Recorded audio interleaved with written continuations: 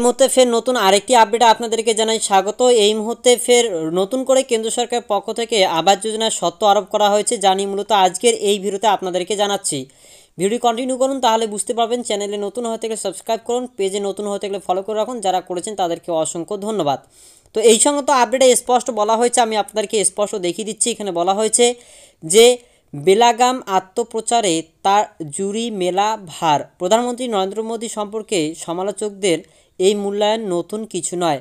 প্রধানমন্ত্রীর এই প্রচার প্রবণতাকে হাতিয়ার করেই ফের মমতা বন্দ্যোপাধ্যায় সরকারকে প্যাচে ফেলার চক্রান্ত হচ্ছে বলে অভিযোগ উঠল। শহরে আবাস যোজনায় গরিব মানুষের বাড়ি তৈরি করেই দেওয়ার প্রকল্পে রাজ্য সরকারেরই বেশি টাকা খরচ হয়, অথচ কেন্দ্রের ফতোয়া যে এই প্রকল্পে তৈরি হওয়া প্রত্যেকটি বাড়িতে প্রধানমন্ত্রী আবাস যোজনা আরবান লেখা লোগো লাগাতে হবে।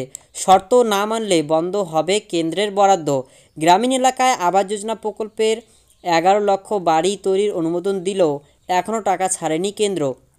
তার মধ্যেই রাজ্যের শহর বা পৌরসভা এলাকার আবাস প্রকল্প নিয়ে এই শর্তে জল ঘোলা হচ্ছে। লোকসভা নির্বাচনের আগে সর্বত্র মোদির প্রচার নিশ্চিত করতেই এমন শর্ত বলে অভিযোগ। তবে নবান্ন সূত্রে খবর, রাজ্য সরকার এক্ষেত্রে পিছু হটছে না। শহর এলাকায় গরিবের বাড়ি তৈরির ক্ষেত্রে তারা যে কেন্দ্রের তুলনায় বেশি টাকা খরচ করছে তা তুলে ধরা হচ্ছে।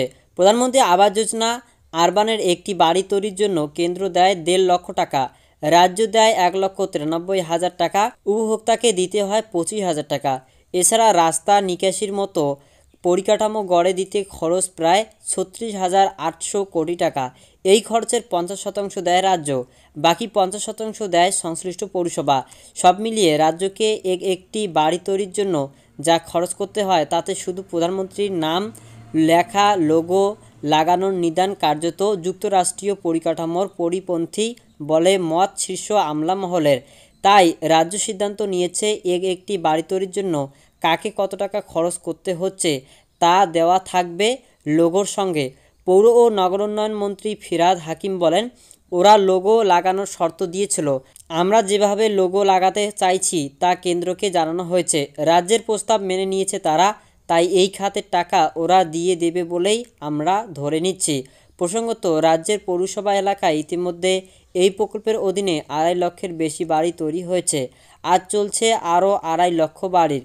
সূত্রের খবর, সম্প্রতি রাজ্যকে কেন্দ্র একটি কমপ্লায়েন্স রিপোর্ট জমা দেওয়ার নির্দেশ দেয়। কেন্দ্রের দেওয়া সমস্ত শর্ত মানা হচ্ছে কিনা জানাতে বলা হয় রাজ্যকে। এই রিপোর্ট জমা পড়াতেই আগামী 1 মাসের মধ্যে পরবর্তী কিস্তির টাকা পাওয়ার আশা করা হচ্ছে। তো এই মুহূর্তে দেখতে পেলেন, এইখানে যেটা স্পষ্ট বলা হচ্ছে যে এই রিপোর্ট জমা পড়তেই আগামী 1 মাসের মধ্যে পরবর্তী কিস্তির টাকা আশা করা যাচ্ছে যে দেবে।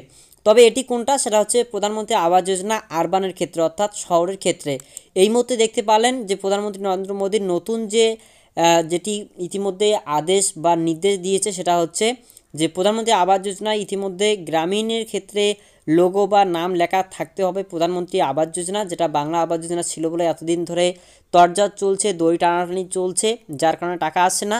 ফের এই নিয়ে কিন্তু আরবান যাদের রয়েছে, প্রধানমন্ত্রী আরবান অর্থাৎ যারা শহরে বসবাস করেন, তাদের ক্ষেত্রেও কিন্তু নতুন শর্ত যে ইতিমধ্যে লোগো লাগাতে হবে। এই নিয়ে রাজ্যের পক্ষ থেকেও জানানো হয়েছে যে কারা কত টাকা দিচ্ছে সেই অনুপাতেই লোগো তৈরি করা হবে, এটি নাকি মেনে নিয়েছে। তো এটাই মোটামুটি নতুন যেটা আবাস যোজনা নিয়ে আপডেট ছিল, আপনাদেরকে জানিয়ে দিলাম। ভিডিও ভালো লাগলে লাইক করুন, চ্যানেলে নতুন হয়ে থাকলে সাবস্ক্রাইব করুন, আর বিশেষ করে এই ধরনের আপডেটগুলি পাওয়ার জন্য চ্যানেলটিকে অবশ্যই সাবস্ক্রাইব এবং পেজ থেকে দেখে থাকলে ফলো করে রাখুন।